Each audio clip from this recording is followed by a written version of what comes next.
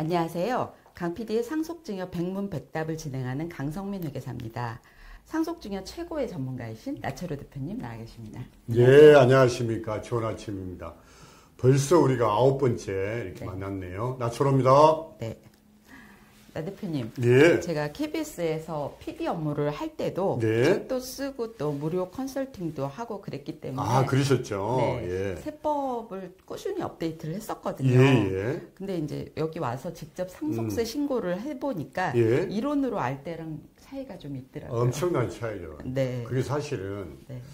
금융기관에서도 이렇게 상속증여를 컨설팅 많이 하지 않습니까? 근데 금융기관의 컨설팅도 물론 훌륭한 수준이지만 실제 상속세 신고하고 조사 대리를 하지 않기 때문에 실제로 전문회계법인과 컨설팅업의 차이는 거기서 굉장히 큰 차이가 나는 것 같습니다. 네.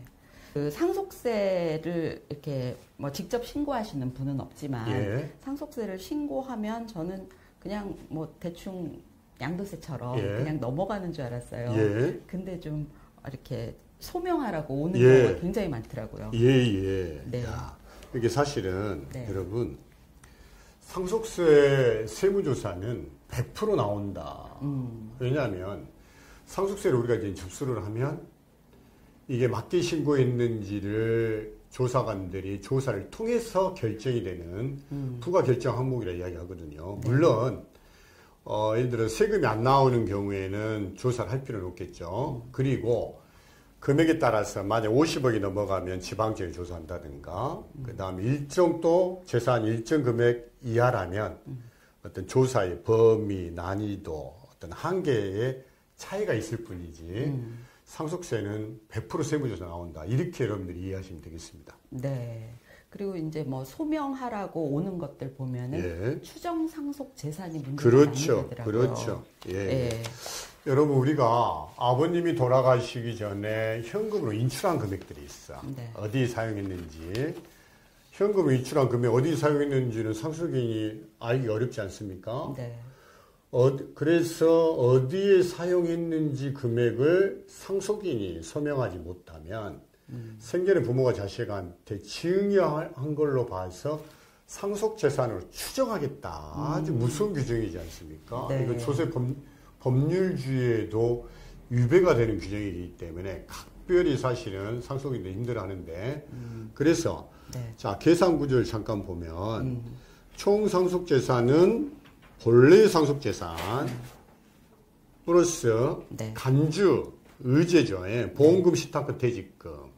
추정이라는 것은 이렇게 2년 이내의 기간만 추정으로 보는데 아버님이 돌아가시기 전에 현금으로 인출한 금액을 어디에 사용했는지 소명하지 못하면 상속재산으로 추정하겠다. 아주 무서운 규정입니다.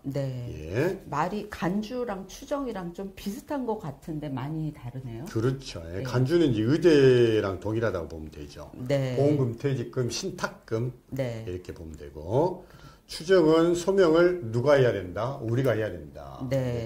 추정 상속은 돌아가신 날 기준에 해서 과거로 소급을 많이 하면 할수록 법률주의 유예가 됩니다. 그래서 딱 2년만 추정기간을 본다.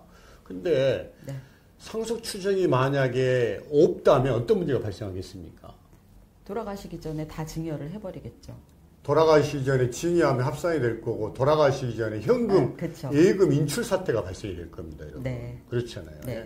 돌아가시기 하루 전에 예금을 인출해버렸어. 현금으로. 근데 그러면 추정이 없어버리면 상속세를 내리는 사람은 없다는 거야. 그래서 불가피하게 2년 이내의 기간은 각별히 추정 상속 기간으로 현재 규정이 되어 있다. 거기에도 금액 요건이 있죠. 그렇습니다.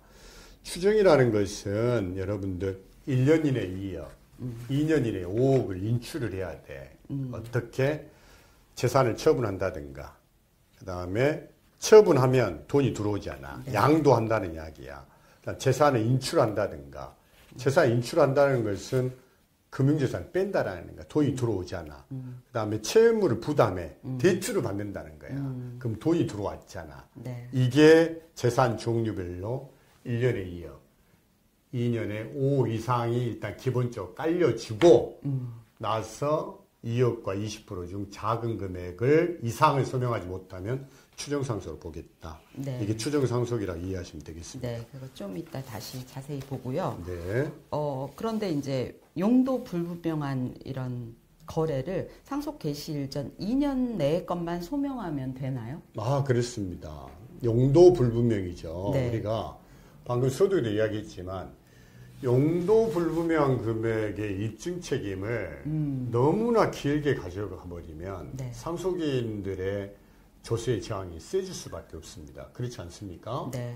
그래서 추정상속은 몇 년만 본다? 2년만 본다. 네. 2년 이내의 기간의 입증 책임은 우리한테 있는 거고 네. 넘어서서 용도 불분명한 금액은 과세관청에서 입증 책임이 있다. 이렇게 보시면 되겠습니다. 그러니까 더 2년보다 더 오래된 것도 과세관청에서 그게 확실하게 입증을 하면 상속재산에 포함이 되는 거군요. 네, 예. 예. 그러니까 예를 들어 3년 전에 현금을 아버님이 1,000만 원 인출했어. 네.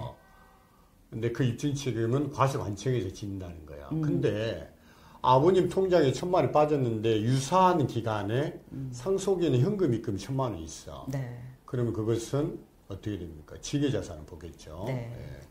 그렇게 해서 그걸 입증을 하면 과세관청에서 입증을 하면 그것도 들어가기 때문에 10년 이내의 거래는 조심을 해야 되겠군요. 예, 무조건 10년 이내는 봐야 되죠. 조심해야 됩니다. 네. 예.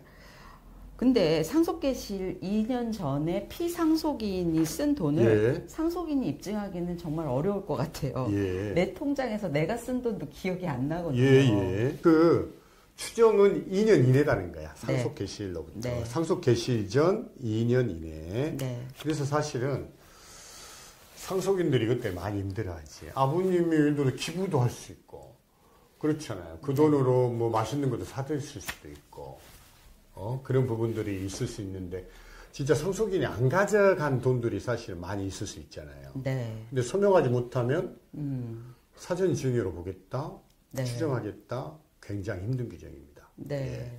근데 과세관청이 피상속인의 계좌를 다 들여다 보는 걸까요? 네, 기본적으로 여러분들 상속이 이루어지면요, 피상속인 10년치 통장을 다 까진다고 보시면 돼. 네. 그 다음에 상속인 계좌도 조회할 수 있는 권한이 있다. 이렇게 보시면 됩니다. 네.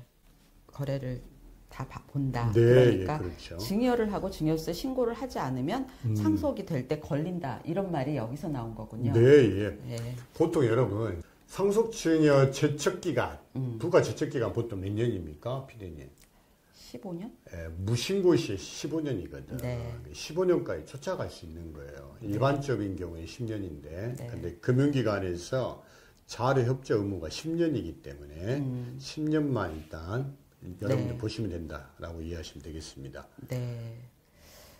예를 들어서 돌아가시 9년 전에 예를 들어서 1,000만 원을 만약에 직접 이체했다고 칩시다. 네. 그러면 만약 상속한계에서 40%라면 400만 원이 과세가 되겠죠. 플러스 무신고 가산세 20%, 납부불성시 가산세가 1년에 한 10% 정도 되잖아요. 네. 9년이면 90%야. 그럼 110%네. 와. 그래서 가산세가 110%가 되기 때문에 원금을 초과할 수 있다는 거야. 각별히 유념하셔야 됩니다. 네, 가산세. 예. 그러니까 그거는 이제 추정 상속이 아니라 직접 증여로 직접, 보는 거군요. 그렇지. 예. 여러분들이 상속 추정이냐, 직접 증여냐 반드시 구분해야 돼. 직접 증여는 직접 위치한 걸 이야기하는 거고, 네. 추정은 용도 불분명한 금액 2년 이내에 네. 소명하지 못했을 때 추정 상속으로 추정하겠다라는 겁니다. 네. 예. 그럼 앞서서도 잠깐 얘기해 주셨지만 그 예를 들어서 금액을 살펴볼게요. 2년 이내에 예금에서 인출한 금액이 이제 5억인데 네. 사용처를 소명 한 3억은 했어요. 예. 근데 이제 미소명 금액이 2억 예. 원인 경우를 이제 만들어 봤거든요. 예. 이럴 경우 추정 상속 재산이 얼마가 되는지. 한번 볼까요? 여러분들이 네. 먼저 요건을 봐야 되잖아요. 네. 1년 이내에 얼마, 네. 2억, 2년 이내에 5억이 인출이 됐는지를 먼저 봐야 돼. 네. 근데 5억이니까 인출이 됐다고 봅시다. 요건에 일단 충족이 돼. 네. 그러면 20%와 2억을 계산해야 되잖아. 네. 그럼 20% 하면 5억 20% 1억이네? 네. 그럼 2억 중 적은 건 1억이잖아. 네. 그럼 1억 초과되는 부분에 대해서만 추정을 보겠다. 네. 이해되셨죠? 네, 이해가 됐습니다. 예. 그러면은 우리가 추정 상속 재산을 0에 수렴하게 하는 게 상속세 절세 전략이겠네요. 네, 예, 그렇습니다. 어떤 팁이 있을까요? 그래서 이제 여러분 정말 근데 관리를 잘 하시는 아버님들, 비상속인들은요. 네. 금융거래 내역을 늘 10년간 업데이트를 하신 분들이 많습니다. 자기가 언제든지 10년치 금융거래는 오픈이 될 수 있다고 생각하기 때문에 그래서 거래 기록에 사용자를 좀 기입을 해놓는다든가 네. 용도 불분명 금액이 생기지 않게끔 그렇게 철저하게 관리를 하시는 분들이 추정상속 피해갈 수 있는 팁이 아닐까 싶습니다. 네. 뭐 은행에서 이체할 때 거기 적요를 꼭 써놓는 그런 그렇죠. 습관을 길러야겠군요. 예. 예. 오늘 추정상속 재산에 대해 알아봤는데 정리를 좀 해주시죠. 예. 여러분 상속 추정이라는 것은 아버님이 돌아가시기 전에 현금을 인출한 금액을 어디에 사용했는지 소명하지 못하면 상속재산으로 추정하겠다는 거예요. 무서운 규정이야. 네. 그러나 확대할 수가 없어. 딱 2년 이내의 기간만 하기 때문에 각별히 금융거래 내역에 대한 정리 부분이 필요하다라는 걸 말씀드렸습니다. 네. 오늘 추정상속재산 좀 어려울 수 있지만 또 쉽게 설명해 주신 나철호 대표님 감사드립니다. 자, 감사합니다.